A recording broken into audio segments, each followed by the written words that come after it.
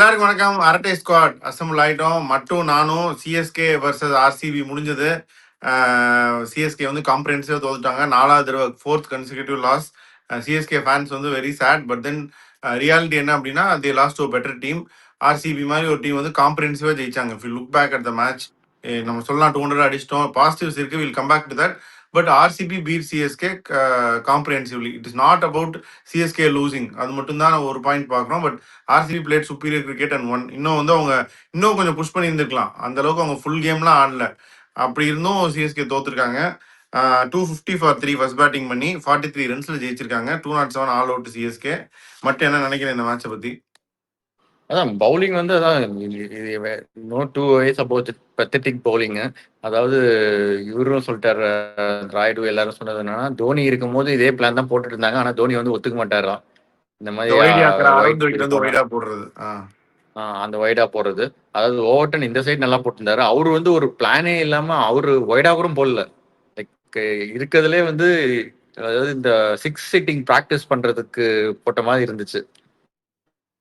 அந்த அளவுக்கு ரொம்ப கொடுமையா போட்டிருந்தாங்க. அது சொல்லிதான் ஆகணும். ஸ்டார்ட் ஆஃப் ஓகே 3 ஓவர்ஸ் வந்து கொஞ்சம் ஹோல்டு இருந்துச்சு அந்த பிச்சில். அதால ஓரளவுக்கு நல்லா போட்டாங்க. பட் அதுக்கப்புறம் ஒன்றும் பெருசா ஏன்னா எக்ஸிகியூஷன் சரியில்லை. கேப்டன்சியும் வந்து எதுவும் ஒரு ப்ரோஆக்டிவா இல்லை. எதுவும் சொல்றதுக்கு இல்லை. ஆமா, ஏன்னா ஃபர்ஸ்ட் அந்த மழை பெஞ்சு கொஞ்சம் அவுட்ஃபீல்டும் வந்து அப்படியே இதாக இருந்துச்சு. இவங்களும் வந்து நல்லா ஸ்டார்ட் பண்ணாங்க. நம்ம கூட லைவ்ல ரொம்ப இது பண்ணோம், 3 ஓவர் பயங்கரமா போட்டாங்க அப்படின்னு. பட் அது வந்து இன்ஃபேக்ட் ஹென்ரியுமே வந்து ஃபர்ஸ்ட் ஓவர் நல்லாலாம் போடல. விராட் கோலி அண்ட் சால்ட் இன்னும் கொஞ்சம் அவர் அடிக்க வேணாமேன்னு பார்த்துட்டாங்க. ஒரு ஓவர் பார்த்துட்டு அடிச்சுக்கலாம் அப்படின்னு. இல்லாட்டி அந்த ஓரே அவங்க அடிக்கணும்னு நினைச்சு தான் அடிச்சிருப்பாங்க. பட் இவங்க வந்து 250 அடிச்ச உடனே மேட்ச் அங்கேயே முடிஞ்சிருச்சு. இன்னும் கொஞ்சம் ஃபைட் பண்ணியிருந்துக்கலாம் செகண்ட் இன்னிங்ஸ். 250 முடிச்சு அடிச்ச உடனே வந்து யாருமே வந்து சேஸ் பண்ணிடலாம் அப்படின்ற ஒரு நம்பிக்கை எல்லாம் வந்தாங்க. அவங்களும் வந்து ரொம்ப இப்போ நான் ஸ்கோர் பிரேக் டவுன் பாரு. பவர் பிளேல வந்து 51 for 1 RCB, CSK 77 for 3. Power பிளேல வந்து 26 ரன் ஆகிடுங்கிறது வந்து ஒரு பெரிய இது. 2 விக்கெட் எக்ஸ்ட்ரா விட்டுருக்காங்க. But still okay. மிடில் ஓவர்ஸ்ல வந்து அவங்க 121, இவங்க வந்து 101. அந்த இதுக்கும் ஈக்குவலா தான் இருக்கு. ஸோ 16 ஓவர்ஸ் முடியும் போது ஸ்கோர் வைஸ் ஈக்குவலா இருக்காங்க. லாஸ்ட் ஃபைனல் ஓவர்ஸ்ல பார்த்தேன்னா அவங்க 78 அடிச்சிருக்காங்க 4 ஓவர்ல. இவங்க வந்து 29 அடிச்சிருக்காங்க. ஸோ அப்போ விக்கெட்டையும் விட்டுட்டாங்க. வந்து அந்த டிஃபரன்ஸ் வந்து புவனேஸ்வர் குமார் ஒரு எக்ஸ்பீரியன்ஸ்டு பவுலரு. நம்ம விக்கெட் போயிடுச்சு அதெல்லாம் ஓகே. பட் எக்ஸ்பீரியன்ஸ்டு டெத் ஓவர்ல எடுத்து நம்ம வந்து இத்தனை நாளா வந்து சொல்லிட்டு இருக்கோம், டெத் ஓவருக்கு வரணும், வருவாங்களா எவ்வளவு ஊருக்கு பண்ணுவாங்கன்னு தெரிஞ்சிருச்சு எப்படி எவ்வளவு கேவலமா போட்டிருக்காங்கன்னு. ஒரு பிளானிங் எதுவுமே இல்லை. இட்ஸ் நாட் அபவுட் ஜஸ்ட் பர்சனலா இல்ல. பட் ஸ்டில் இதுக்கு மேல என்ன பண்ண முடியும்? ஒன்றும் பண்ண முடியாது. இல்லடா, நான் நம்ம ப்ரிவியூ பண்ணும்போது ஒரு பாயிண்ட் சொன்னேன். கலீல் வந்து போன மேட்ச் போன சீசன் நிறைய விக்கெட் எடுத்திருக்காரு, அக்செப்டட். பட் கலீல் வந்து ஃப்ரெண்ட் பண்ணாதீங்க, பின்னாடி கொண்டு போங்க. நீ கூட சொன்ன அவர் தான் விக்கெட் எடுக்கிறாரு, நல்லா பண்றது எதுக்கு மாத்தணும் அப்படின்னு. பட் வந்து இந்த மாதிரி ஃப்ரண்ட் பவர் பிளேலையாவது ஒரு 2 ஓவர் 3 ஓவர் தப்பிச்சிடலாம், அது யார் போட்டாலும் சரி. பேக் எண்டுக்கு வந்து சுத்தமா ஆளே இல்லை அப்படிங்கிறப்ப வேற வழியே கிடையாது அப்படின்றதுனாலதான் நான் ப்ரிவியூ அப்போ அது சொன்னேன். பட் இப்ப அது நல்லாவே தெரியுது. இந்த மாதிரி வந்து அவருமே 18 ரன் தான் கொடுத்தாரு ஃபோர்த் ஓவர். அதான் ஆமாடா. பட் கம்பேரிட்டிவ்லி சொல்றேன் இருக்கவங்கள வச்சு. இப்ப வந்து அதுதான் அவங்க வந்து சுத்தமா இப்ப போன மேட்ச் தான் தெரியுது எந்த அளவுக்கு அது பேடா இருக்கு அப்படின்னு. இதுல வந்து சிஎஸ்கேக்கு பாசிட்டிவ்ஸ் அப்படின்னு பார்த்தா அதான் கொஞ்சம் ரன் அடிச்சிட்டாங்க, 200 சேஸ். இதுல பிரவிஸும் வந்துட்டாரு அப்படின்னா இன்னும் பேட்டிங் ஸ்ட்ராங் ஆயிரும். அதை விட்டுலான்னு வச்சுக்கலாம் இப்போதைக்கு. ஏன்னா பொசிஷன் 1, 2, 3 அதை நீங்க டச் பண்ண முடியாது, 4ம் இப்போ டச் பண்ண முடியாது. சர்ஃப்ராஸ் நல்லா ஆடிட்டாரு. இது வந்து இப்போ அடுத்தது வீரும் நல்லா ஆடிட்டாரு. ஏன் டச் பண்ண முடியாது? ஏன்டா சர்ஃப்ராஸ் நல்லா தானே ஆடுறாரு.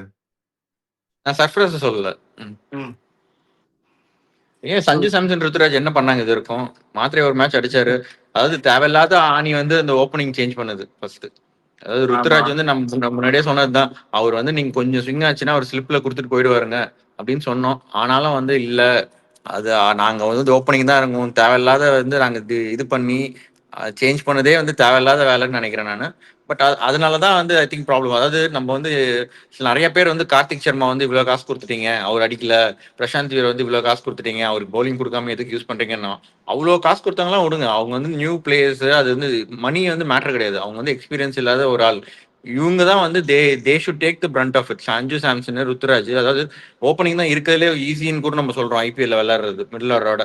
அந்த மாதிரி பண்ணிட்டு இவங்க 2 பேரும் 3 மேட்சா பெர்ஃபார்ம் பண்ணது தான். அதாவது மிடில் ஆர்டர் வந்து ரொம்ப இன்எக்ஸ்பீரியன்ஸா இருக்குன்னா இவர் மிடில் ஆர்டர் போக வேண்டியதானே ஒருத்தர் பிரிச்சா. அதை தான் நான் சொல்லிட்டு இருக்கேன். மிடில் ஆர்டர்ல எக்ஸ்பீரியன்ஸ் இல்ல, ரொம்ப அக்ரெசிவா விளையாடுறாங்க, ஸ்ட்ரைக் ரேட் விளையாடுறாங்க, அதெல்லாம் ஓகே. பட் எக்ஸ்பீரியன்ஸ் இல்ல. அதுக்கு தான் வந்து 2 பேரையும் ஸ்பிளிட் பண்ணி இவரு கீழே இருந்தா ஒருத்தராச்சும் கீழே போகணும், நம்பர் 3 நம்பர் 4. அது ஓகே. பட் அவங்க அது இதுக்கப்புறம் அவங்க பண்ணா அவங்க ஃபர்ஸ்ட் எடுத்தது பேட் ஆயிரும் அப்படின்னு சொல்லிட்டு அவங்க பண்ண மாட்டாங்க. அவங்க கொடுக்குற அதே ரீசன் தான். டைட்டில் ஜெயிச்ச இதுல வந்து எங்களுக்கு ஓபனர்ஸ் நிறைய ரன் அடிச்சிருக்காங்க அப்படின்னு அவங்க சொல்றாங்க. சோ வந்து இதுக்கப்புறம் அவங்க டைட்டில் ஜெயிச்ச சீசன்ல வந்து மிடில் ஆர்டர் ராய்டு இருந்தாரு, எக்ஸ்பீரியன்ஸ் இருந்துச்சு. இவங்க மேல ருத்ராஜ் ஷாஃப் இருந்திருக்கலாம், பட் கீழே எக்ஸ்பீரியன்ஸ் இல்லாம இல்ல. இப்ப இல்ல அந்த எக்ஸ்பீரியன்ஸ். நாங்க தலையை கொண்டு வருவோம்ல. ரொம்ப எக்ஸ்பீரியன்ஸ் இருக்கு தலைக்கு, அதனால வேணாம். நாங்க தலையை கொண்டு வருவோம்ல. சரி, இப்ப இவங்க அதை பண்ணுவாங்களா அப்படிங்கிறது உன்னுடைய I respect your point. But வந்து அவங்க அதை இந்த இப்ப உடனே ஒரு 3 மேட்ச் கழிச்சு பண்ணுவாங்களா அப்படின்னா ஐ டவுட். அப்ப வந்து நீங்க ஒரு ஓப்பனரா ரித்துராஜ் கெய்க்வாட் ஃபெயில்டு அப்படின்னு ஒத்துக்கிற, ஓப்பனரா சஞ்சு சாம்சன் இந்த வேர்ல்ட் கப் வின்னிங் இந்தியன் ஓப்பனரை நீங்க கீழே தள்ளணும் அப்படிங்கறத அவங்க இந்த பாயிண்ட்ல பண்ண மாட்டாங்க.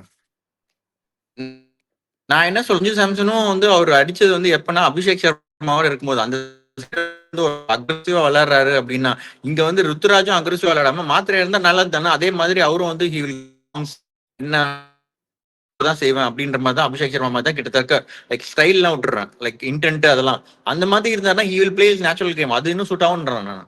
சரி, அதெல்லாம் வருவோம். அதெல்லாம் வந்து நீ வந்து ஒரு பாஸ் பண்ணதுக்கு அப்புறம் 80 மார்க் எடுத்து நல்ல ரேங்க் வாங்குறதுக்காக இதெல்லாம் நீ சொல்றது. உன்னை பாஸ் பண்ணணும் அப்படின்னா எல்லா மேட்சும் 250 அடிக்க விடக்கூடாது. அதுதான் ஃபர்ஸ்ட் அட்ரஸ் பண்ணும். இப்போ இவங்க வந்து என்னன்னா அட்லீஸ்ட் சரி விட்டுரு, இதை விட்டுரு, இந்த பர்சனலை விட்டுரு. பிளேயிங் லெவன் ஃபர்ஸ்ட் ஒரு டீம் வந்து ஐபிஎல்ல ஒரு பிளேயிங் லெவன் காம்பினேஷனை செட்டில்டா இருக்கணும். இப்போ பஞ்சாப் கிங்ஸ் பாரு, சேஞ்சே பண்ணல 3 மேட்சா. ஏன்னா they have settle playing eleven. மும்பையுமே வந்து 1 or 2 இன்ஜுரிஸ்னால பண்றாங்க, இல்லாட்டி அவங்க பண்ண மாட்டாங்க. இப்ப இவங்க வந்து அட்லீஸ்ட் டிஸ்கவரிங் த 11-12 அப்படின்னா மேபி எஸ். ஏன்னா அதுக்கு தான் நான் சொல்ல வந்தேன். ஃபர்ஸ்ட் அந்த 4 பேர் வந்து you can drop them no. Sanju, Ruthu, Ayush, Sarfaraz, அது முடிஞ்சது இப்போ 4. இப்போ வந்து பிரெவிஸ் வந்துட்டாரு, தூபே வந்துட்டாரு அப்படின்னா 6 முடிஞ்சது உங்க பேட்டிங் லைனப்ல. 6 முடிஞ்சது. ஸோ 7 வந்து நீங்க வந்து கார்த்திக் வீர் ஆடலாம், கார்த்திக் சர்மா ஆடலாம், பிரசாந்த் வீர் ஆடலாம், இல்ல இந்த ஸ்ட்ராபெரி ஃபார்மர் தோனி உள்ள வந்துட்டாரு அப்படின்னா அவரை உள்ள ஆடலாம் 7வதா. 8வதுக்கு உங்களுக்கு ஓவர்டன் இருக்காரு. இப்ப புரிஞ்சோ புரியலையோ அவர் 8வது தான் அவங்க வச்சிருக்காங்க. 7 கிடையாது, 8ன்னு வச்சிருக்காங்க அவங்க. இப்போ 9, 10, 11, 12 4 பேரு, கலீல், கம்போஜ். இப்ப இவங்க 100 டிராப் பண்ணணும்னு நிறைய பேர் ஆரம்பிக்கிறாங்க. பட் 100 இன்னும் 2-3 மேட்ச் கொடுக்கலாம் டிராப் பண்றதுக்கு முன்னாடி. வேற ஆளும் இல்ல வெளியில. 100 இருக்கணும். ஹென்ரியை டிராப் பண்ணுங்க. 3 ஆச்சு. ஹென்ரியை டிராப் பண்ணேன்னா அந்த ஒரு ஸ்பாட் தான் இப்ப இருக்கு. எனக்கு தெரிஞ்சு இப்ப இன்னும் 2 ஸ்பாட் தான் இருக்கு பிளேயிங் லெவன்ல. ஒன்னு வந்து அந்த 7வது கார்த்திக் வீரா, கார்த்திக் சர்மா, பிரசாந்த் வீரா, இல்ல நீங்க தோனி மாதிரி ஒருத்தர் கொண்டு வருவீங்களா ஃபிட் ஆன உடனே ஒண்ணு. கடைசி வந்து இவரு நீ சொல்ற அந்த ஸ்பாட் ஹென்ரியை டிராப் பண்ணீங்க அப்படின்னா அங்க அகில் ஹுசேன் ஆடணும்னா ஆடலாம். இல்ல ஃபோக்ஸ்னு ஒருத்தர் இருக்காரு, ஸ்விங் பண்ணுவாரு அவரும் இப்படி ஃபோக்ஸ்லாம் தேவையில்ல, குர்ஜப்னீத் சிங் அப்படிங்கிற. சரி, அப்ப குர்ஜப்னீத் சிங் ஆடிட்டாங்க. சோ 3 மேட்ச் முடிஞ்சதுக்கு அப்புறம் நம்ம வந்து இன்னும் வந்து பெஸ்ட் 11க்கு தான் நம்ம பேசிட்டு இருக்கோம். சோ கிட்டத்தட்ட இதாவது அவங்க சீல் பண்ணிட்டாங்க. ஒரு பவுலிங்ல ஒரு ஸ்லாட் இருக்கு, இன்னும் வந்து பேட்டிங்ல ஒரு ஸ்லாட் இருக்கு 7. ஸோ இதை தவிர I think most of the இது வந்து இஸ் ஃபில்ட் அப் அப்படின்னு தான் நான் நினைக்கிறேன். இதுக்கப்புறம் இவங்க அதை கரெக்டாக எக்ஸிக்யூட் பண்ணணும். முதல்ல வந்து பிளேயிங் லெவன் கரெக்டாக செட் பண்ணணும், அப்புறம் அதை பிளான் பண்ணணும், அப்புறம் எக்ஸிக்யூட் பண்ணணும்.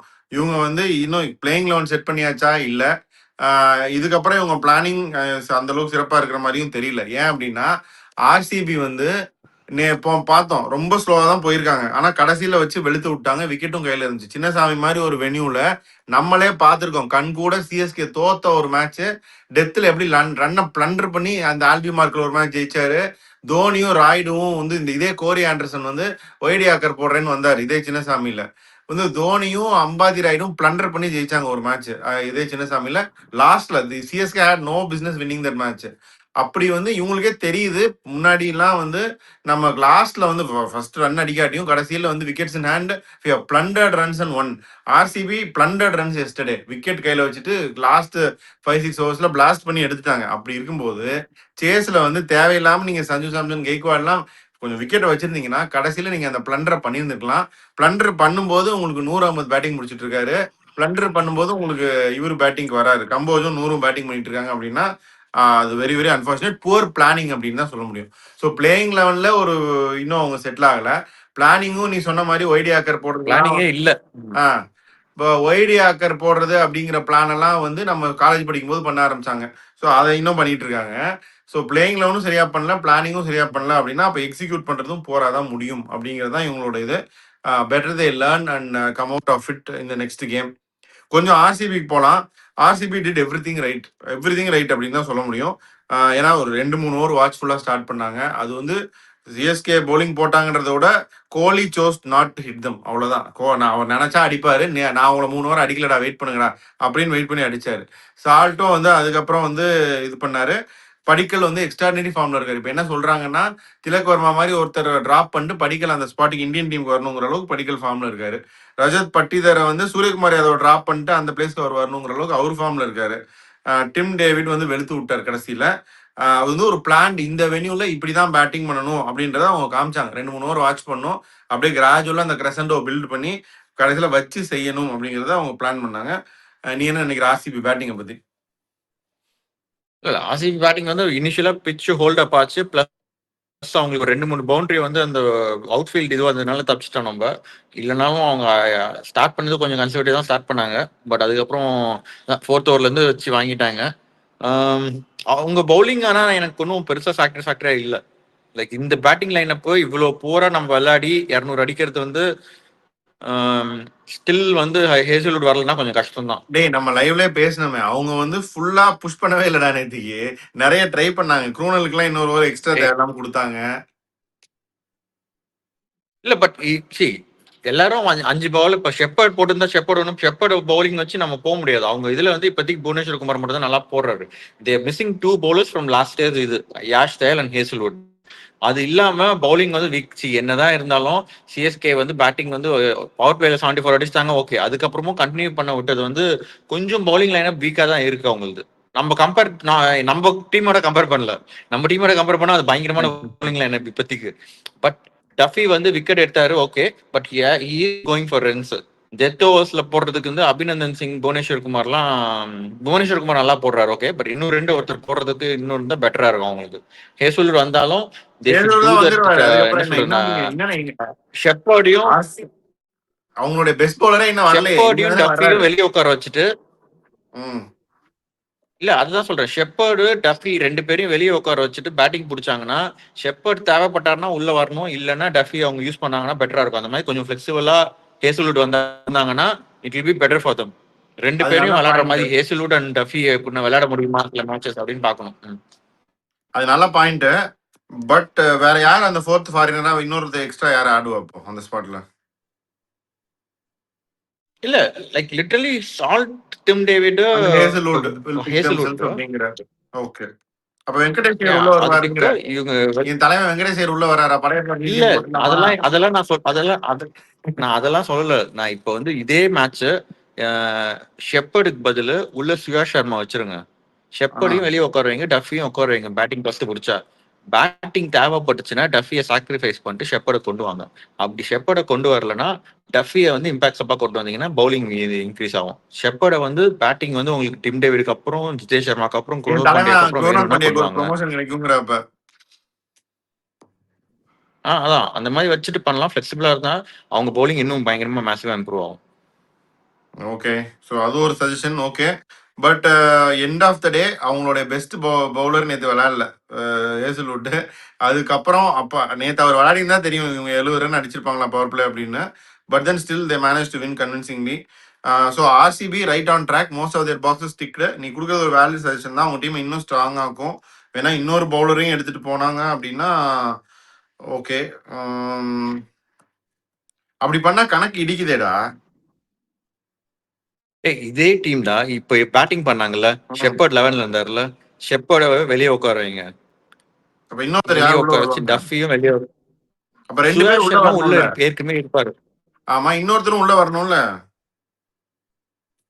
இன்னொருத்தர் வரலாம். இன்னொருத்தர் ஏன் இன்னொருத்தர் வரலான்றா. இம்பாக்ட் சப்பா தான் வெளியே இருப்பாரு இல்லையா? இல்ல இல்ல, இன்னொருத்தர் வரலாம். இப்ப நீ வந்து 2 பேரை வெளியே எடுக்கிற, ஒருத்தர் தான் உள்ள கொண்டு வர. இன்னொருத்தரும் வரலாம். அப்படி பார்த்தா வியூவர்ஸ் நீங்களும் சொல்லுங்க. பட் நிறைய பேர் இருக்காங்க உங்களுக்கு. ஸ்குவாட்லயுமே வந்து நிறைய உங்களுக்கு ஆப்ஷன்ஸ் இருக்கு. அப்படின்னா அவங்க வெங்கடேஷ் இல்ல ஐயர் படிக்கல் எடுத்து தானே சுயேஷ் சர்மா உள்ள வந்தாரு. அதுக்காக சொல்றேன். அவங்க செகண்ட் இன்னிங்ஸ்ல யூஸ் பண்ணாங்க. படிக்கலும் ஃபுல்லா டீம் வைஸ் விளையாடணும் சொன்ன நினைக்கிறேன். பாரு. சால்ட் படிக்கல் பத்திடார் 4, 5 வந்து டிம் டேவிட், 6 ஜிதேஷ் சர்மா, 7 குருணல் பாண்டியா, 8 8 வந்து புவனேஸ்வர். புவனேஸ்வர் குமார், 9 வந்து அபிநந்தன், 10 வந்து சுயாஷ் சர்மா, 11 ஓகே. அதான் ஒருத்தர் வரலாங்கிறேன். இன்னொரு மேபி அப்ப பேர் வெங்கடேஷ் ஐயர் அதான் சொல்றேன். அப்படி பண்ணா வந்துட்டு வெங்கடேஷ் ஐயர் உள்ள அதுக்கப்புறம் 2 வந்தா. பேர்ல ஒருத்தர் கொண்டு வந்தாங்க. ம். வெங்கடேஷ் ஐயர் உள்ள வந்தா மேபி அவங்களுக்கு வந்து இன்னொரு ஆப்ஷன் இருக்கும். இவங்க ம். 2 பேர்ல ஒருத்தர் உள்ள விளையாடுற மாதிரி. பட் இல்ல வெங்கடேஷ் ஐயர் ஹேசல்வுட்ரா இந்த ஹேசல்வுட் டீம்ல இப்ப ஃபிட் இல்லடா. ஆவாரான்னு கேக்குறேன். வந்த இல்ல உடனே இல்ல சிக்ஸ் அடிக்க முடியுமா இல்ல இல்ல வெங்கடேஷ் ஐயர்? டேய் ஹேசல்வுட்ரா ஹேசல்வுட். ஓகே. ஹேசல்வுட் வெங்கடேஷ் வந்துட்டாரு ஐயர்லாம் இல்ல அப்படின்னா ஹேசல்வுட்.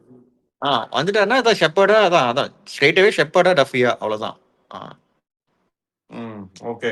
2 பேர் உள்ள வராங்கன்னா சுரேஷ் சர்மாவும் ஹேசல்வுட்டும் உள்ள வராங்க.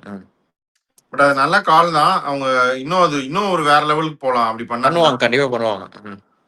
பாப்போம் அவங்க அதை பண்ணுவாங்களா அப்படின்னு. கண்டிப்பா பண்ற அளவுக்குல அவங்க ஷெப்பர்டும் வந்து தேவைதான்டா. நேத்து வந்து உங்க போலிங் நம்ம போலிங் அவங்கள அவுட் ஆக்க முடியல. இல்லடா டிம் டேவிட் நேத்து போல்டா இருந்தான்னு வச்சுக்கோ, அது நோபால் இல்லைன்னு வச்சுக்கோ, ஷெப்பர்ட் பேட்டிங் தேவைப்பட்டிருக்கும்ல நேத்துக்கு. இல்லடா அதுக்கப்புறம் என்னடா 18th ஓவரா, அதுக்கப்புறம் ஜிதேஷ் சர்மா, குருணல் பாண்டியா இருக்காங்க. 2 பேர் போதாதா? சரி ஓகே. ஜஸ்ட் இமேஜின் ஷெப்பர்ட் அடிக்கிற அந்த எக்ஸ்ட்ரா ரன்ஸ் வேல்யூபிள் தான். பட் ஷெப்பர்ட் பவுலிங்கும் டஃபி பவுலிங் அந்த மாதிரி பார்த்தோன்னா டிஃபரன்ஸ் இது பண்ணும்ல. கண்டிப்பா இருக்கும். ஓகே பாப்போம். அந்த ஆர்சிபி வந்து இது என்ன வழி அப்படின்னா, இந்த ஒரு பையன் சொல்லுவானே, நான் 97 வாங்கிட்டேன் எனக்கு ரொம்ப இதா இருக்கு அப்படின்னா, நீங்க வந்து 99 இல்ல 100 வாங்குறதுக்கு வழி சொல்றீங்க. இவங்க வந்து இன்னும் 40 மார்க் வாங்கல. 40 மார்க் வாங்குறதுக்கு முதல்ல பிளேயிங் லெவன் செட் பண்ணணும். கரெக்டா பிளான் பண்ணா 70 மார்க் வரும். அதை கரெக்டா எக்ஸிக்யூட் பண்ணாதான் அந்த 85 90 மார்க் வரும். இதை இவங்க கரெக்டா பண்ணணும் இந்த Chennai Super Kings. Unfortunately things are not going their way. But fortunately இப்போ 9 பிளேயர்ஸ் ஆர் தேர் இந்த பிளேயிங் லெவன்ல. At least 9 players who can get the job done. Maybe நீ சொல்ற மாதிரி பேட்டிங் ஆர்டரை மாத்தலாம், மாத்தாம போகலாம். பட் ஸ்டில் அவங்க வந்து சாம்சன் கெய்க்வாட் தான் ஓப்பனிங் போவாங்க. இந்த 9 பேர் சம்டைம்ஸ் வந்து நம்ம 7 மேட்ச் வரைக்கும் வெயிட் பண்ண வேணாம். சம்டைம்ஸ் வந்து ஒர்க் ஆகலன்னு கிளியரா தெரியும் போது இப்பவே மாத்தினா அந்த சீசனுக்கு பார்க்கணும்.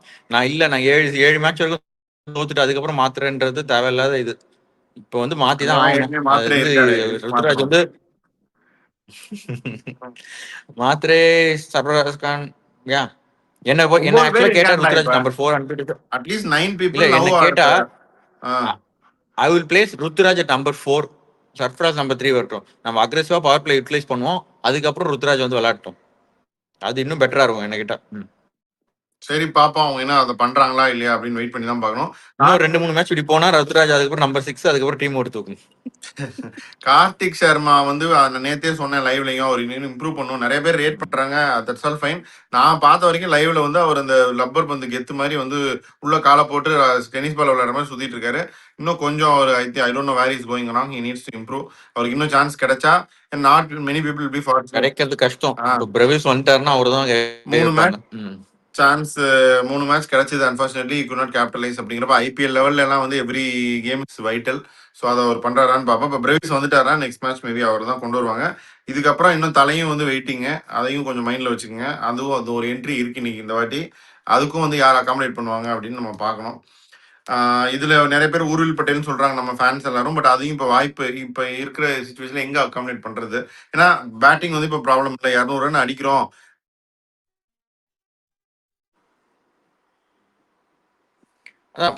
பிரவிஸ் வந்தாருனாலே ஓரளவுக்கு செட்டில் ஒன் ஆயிடும் அந்த பேசிட்டிங்க. ஊர்ல் பட்டேல் வந்து அகாமடேட் பண்றது கொஞ்சம் கஷ்டம் தான். ஏன்னா ஊர்ல் பட்டேல் வந்து அவங்க சிஎம் டாப் 3 இது டாப் 3 இப்போ ஏற்கனவே நம்ம வந்து ஓப்பனிங் அது மாத்தணும். இப்போ சர்ஃப்ராஸ் கான் நல்லா விளையாடுறாரு பவர் பிளேல, அவர் மேல வரணும்னு பாக்குறோம். ஸோ ஊர்ல் பட்டேல் வந்து தே டோன்ட் டாப் என்ன சொல்றது 5-6 7 அவர் பார்க்கல. ஏற்கனவே வந்து அங்க துபே பிரவிஸ் இந்த மாதிரி இருக்காங்க. ஸோ அதனால ஓவர்டனும் இருக்காரு. ஸோ அதனால ஐ டோன்ட் திங்க் ஸோ ஊர்ல் பட்டேலுக்கு இப்போதைக்கு சான்ஸ் கஷ்டம். ஆமா. இதுல சந்தோஷமான விஷயம் ஒண்ணே ஒண்ணுதான். இவங்க வந்து சாம்சன் அடிக்காம, கைக்வாட் அடிக்காம, மாத்திரையும் அடிக்காம 207 அடிச்சது அப்படிங்கிறது ஒரு இது. ஒரு பெரிய இன்னொன்னு கொஞ்சம் ஃபிளெக்சிபிளா இருக்காங்க. அத கடைசியா அந்த ஸ்ட்ராட்டஜிக் சி இம்பாக்ட்ஸ் அப்போ வந்து லைக் யூஸ் பண்ணலாம், இப்படி வச்சு யூஸ் பண்ணலாம் அப்படின்னு ஒரு அட்லீஸ்ட் ஒரு டாக்டிக்கலா ஏதாவது பண்றாங்க. என்ன கொஞ்சம் ஃபிளெமிங் கொஞ்சம் ப்ரோஆக்டிவா இருந்தாருன்னா கிரவுண்ட்ல இன்னும் கொஞ்சம் நல்லா இருக்கும். அதுதான். சரி ப்ரோஆக்டிவா இருக்கிறது அடுத்த ஸ்டெப். கொஞ்சம் அட்லீஸ்ட் இருக்கிற கால்ஸ கரெக்டா கொஞ்சம் எடுக்கணும். ஆக்டிவா இருங்க. பாப்போம் என்ன ஃபர்ஸ்டே இருக்கிற பண்றாங்கன்னு. காலேஜ் சொல்லுங்க. அப்புறம் ப்ரோஆக்டிவ். நீங்க 80க்கு போகாதீங்க. முதல்ல 40 மார்க் வாங்கி பாஸ் பண்ணுங்க. அப்புறம் வந்து 80க்கு போங்க அப்படின்னு. அது நம்மளாம் எம்பிபிஎஸ் 50 பாஸ். பாப்போம். அதான். So this is CSK versus RCB. CSK வந்து முதல்ல பாஸ் பண்ணணும். அதுக்கப்புறம் வந்து டிஸ்டிங்ஷன் வாங்கணும். ஆர்சிபி டிஸ்டிங்ஷன் வாங்கியிருக்காங்க. கோல்டு மெடல் பிளான் பண்றாங்க. So simply to sum up இவ்வளோதான். சிஎஸ்கே ஃபேன்ஸா it may hurt, understandable. But இதுதான் வந்து ஹவு இட் ஸ்டாண்ட்ஸ். நிறைய கேப் இருக்கு, அதை ஃபில் பண்ணணும். ஒரு காலத்துல இப்ப நம்மளே வந்து ஒரு காலத்துல ராய்டு அடிச்சாரு, ஒரு காலத்துல தோனி அடிச்சாருன்னு பேசுற மாதிரி இல்லாம இந்த சீசன் அடிச்சோம், போன சீசன் அடிச்சோம் அப்படின்ற மாதிரி வரணும். Hope it happens on behalf of all CSK fans. I wish it happens. பாப்போம் என்ன ஆகுதுன்னு. வேற ஏதாவது சொல்லணும்னா சொல்ல மட்டும், இல்லாட்டி we can close. Okay. So thank you viewers. நீங்களும் சொல்லுங்க. மட்டும் வந்து இந்த பாயிண்ட்ல சொல்ற முக்கியமான இது என்ன அப்படின்னா, சிஎஸ்கேக்கு ஓப்பனர்ஸை மாற்றணும், இது செட் ஆகாது அப்படின்னு மட்டும் சொல்லுது. நீங்க உங்க பிளேயிங் லெவனையும் சொல்லுங்க. நான் என்ன நினைக்கிறேன் அப்படின்னா, ஒரு 9 ஸ்பாட் சீல் ஆயிடுச்சு அட்லீஸ்ட். அது ஒரு நல்ல விஷயம். இன்னும் ஒரு 2 ஸ்பாட்டை மட்டும் கரெக்டாக சீல் பண்ணிட்டாங்க அப்படின்னா அட்லீஸ்ட் அந்த பிளேயிங் லெவனாவது கரெக்டாக இருக்கும் அப்படின்னு நான் சொல்றேன். அதை பத்தியும் சொல்லுங்க வியூவர்ஸ். ஆர்சிபிக்கு ஒரு மட்டும் ஒரு ஐடியா சொல்லுது, இந்த டஃபியும் ரொமாரியோ ஷெப்படையும் வச்சு உள்ள இது பண்ணலான்னு. அதை பத்தி என்ன நினைக்கிறீங்கன்னு சொல்லுங்க. So thank you viewers. ரொம்ப நல்லா சப்போர்ட் பண்றீங்க. Will keep coming and travelling with you. Keep supporting us. Thank you all your artist squad. Bye.